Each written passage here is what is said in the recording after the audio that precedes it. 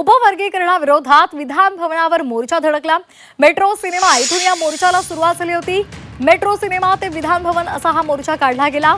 उपवर्गीकरणाच्या नावाखाली आरक्षणाची विभागणी करायला प्रचंड विरोध आहे। बौद्ध महासभेचे राष्ट्रीय कार्याध्यक्ष भीमराव आंबेडकर, रिपब्लिकन सेनेचे संस्थापक अध्यक्ष आनंदराज आंबेडकर, चर्मकार समाजाचे नेते माजी मंत्री बबनराव घोलप, राष्ट्रीय चर्मकार संघाचे अध्यक्ष माजी आमदार बाबूराव माने, ॲडव्होकेट सुरेश माने, माजी मंत्री राजकुमार बडोले हे या मोर्चाचं नेतृत्व करत आहेत। आपण हे दृश्य पाहतोय। एसीच्या उपवर्गीकरणाविरोधात हा मोर्चा काढण्यात आलेला आहे। विधान भवनावर हा मोर्चा धडकलेला आहे।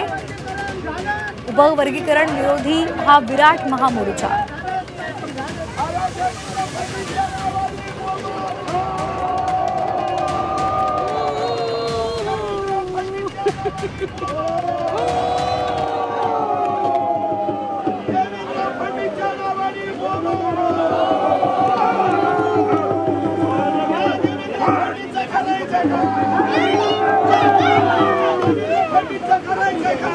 आपण हे दृश्य पाहतोय। भर पावसामध्ये छत्र्या घेऊन हे आंदोलन करतायत।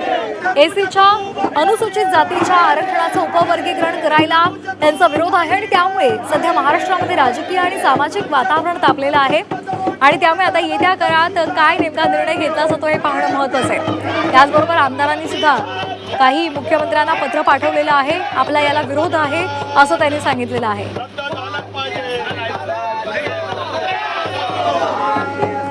उपवर्गीकरणाविरोधातला हा मोर्चा आहे आणि यासाठी त्यांनी डफडं वाजवत आपलं आंदोलन केलेलं आहे। मेट्रो सिनेमापासून विधान भवनावर हा मोर्चा काढलेला आहे। भर पावसात हे आंदोलक इथे उपस्थित आहेत आणि एकच मागणी आहे, उपवर्गीकरण करू नये।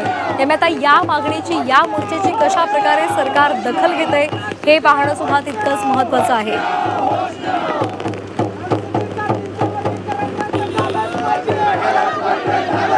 न्यायमूर्ती बदर समितीचा हा अहवाल, आरक्षणाचा फायदा हा एसी प्रवर्गातल्या सर्व 59 जातींपर्यंत समान पद्धतीनं पोहोचत नसल्यामुळे उपवर्गीकरणासाठी बदर समिती ही नेमलेली होती आणि त्या समितीनं अहवाल दिलेला होता। आता या उपवर्गीकरणाविरोधात विरोध दर्शवला जातोय, त्यासाठी हा मोर्चा सुद्धा काढण्यात आलेला आहे आणि त्यामुळे आता सरकार या संदर्भात काय नेमका निर्णय घेतो हे पाहणं महत्त्वाचं आहे।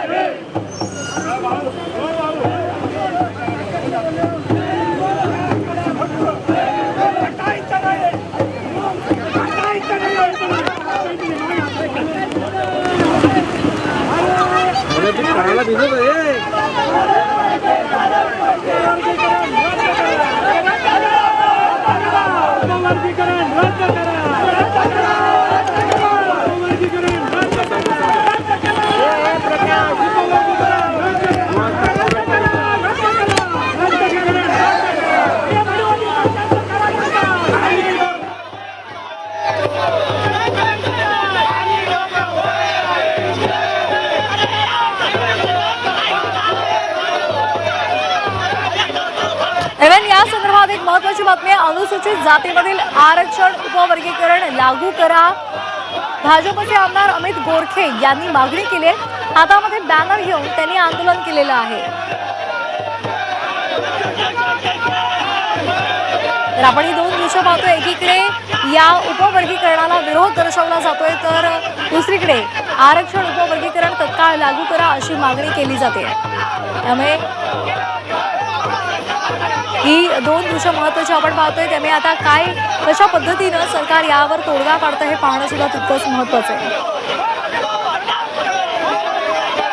डॉक्टर बाबासाहेब आंबेडकरांनी अभिप्रेत असलेलं हे न्यायालय आणि न्यायालयाने ही भूमिका घेऊन 1 ऑगस्ट 2024 रोजी आरक्षण उपवर्गीकरण राज्यांनी जाहीर करावं असं जाहीर केल्यानंतर 5 राज्यांमध्ये कुठलाही विरोध न होता ते आरक्षण उपवर्गीकरण त्या ठिकाणी जाहीर झालंय। वंचितातल्या वंचितांना हा न्याय मिळण्यासाठी हे आरक्षण उपवर्गीकरण लवकरात लवकर जाहीर करावं अशी आमची मागणी आहे। 5 राज्यांमध्ये उपवर्गीकरण झालंय, तिथं कुठलाही अशा प्रकारचा द्वेष निर्माण झाला नाही, सगळ्यांना समान संधी मिळाली। महाराष्ट्रातही तसं काही होणार नाही आणि कुणीही कुणाच्या हक्काचं मागत नाहीये। तर आपण भाजपचे आमदार गोरे यांची ही प्रतिक्रिया पाहिलेली आहे, त्यामुळे त्यांनी ही जी प्रतिक्रिया दिलेली आहे तर त्या विरुद्ध आपण पाहतोय उपवर्गीकरणाच्या विरोधात हा मोर्चा निघालेला आहे। भर पावसात हे सगळे आंदोलक एकत्रित आलेले आहेत, हातामध्ये छत्र्या घेतलेल्या आहेत, मात्र त्यांची मागणी एक आहे की उपवर्गीकरण हे रद्द करावं आणि त्यासाठी त्यांनी हा मोर्चा काढलेला आहे। मंत्रिमंडळाचा जो निर्णय झालेला आहे अनुसूचित जाती आरक्षण उपवर्गीकरणासंदर्भात, त्या संदर्भातला या निर्णयाला विरोध केला जातोय आणि त्यासाठीच मेट्रो सिनेमा येथून विधान भवन असा हा मोर्चा काढण्यात आलेला आहे। अनुसूचित जाती आरक्षण उपवर्गीकरण समितीच्या अहवालानंतर जी निवेदनं आलेली आहेत आणि त्या अर्जांचा विचार करण्यासाठी राज्याचे मुख्य सचिव राजेश अग्रवाल यांच्या अध्यक्षतेखाली नवी समिती सुद्धा स्थापन ही करण्यात आलेली आहे। आणि आता या संपूर्ण ज्या पद्धतीने हे दोन गट पडलेले आहेत, काहींना उपवर्गीकरण नकोय तर काहींना उपवर्गीकरण हवंय, त्या संदर्भात कशा पद्धतीनं पुन्हा एकदा विचार विनिमय केला जातो आणि कशा पद्धतीनं सरकार यावर तोडगा काढतं हे पाहणं अतिशय महत्त्वाचं आहे। महाराष्ट्र अनुसूचित जाती आरक्षणाचं उपवर्गीकरण करण्याच्या मुद्द्यावरून सध्या सामाजिक आणि त्याचबरोबर राजकीय वातावरण सुद्धा तापलेलं आहे।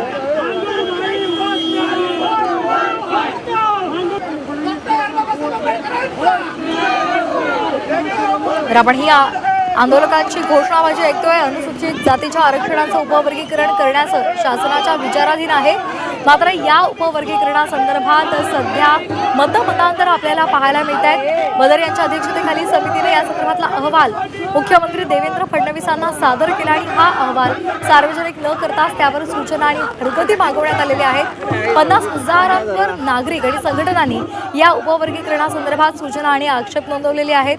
मातंग समाजाकडून उपवर्गीकरणाचं जोरकसपणे समर्थन केलं जातंय, तर इतर जे समाज आहेत त्यांच्याकडून मात्र या संपूर्ण उपवर्गीकरणासंदर्भातल्या अहवालाला विरोध केला जातोय।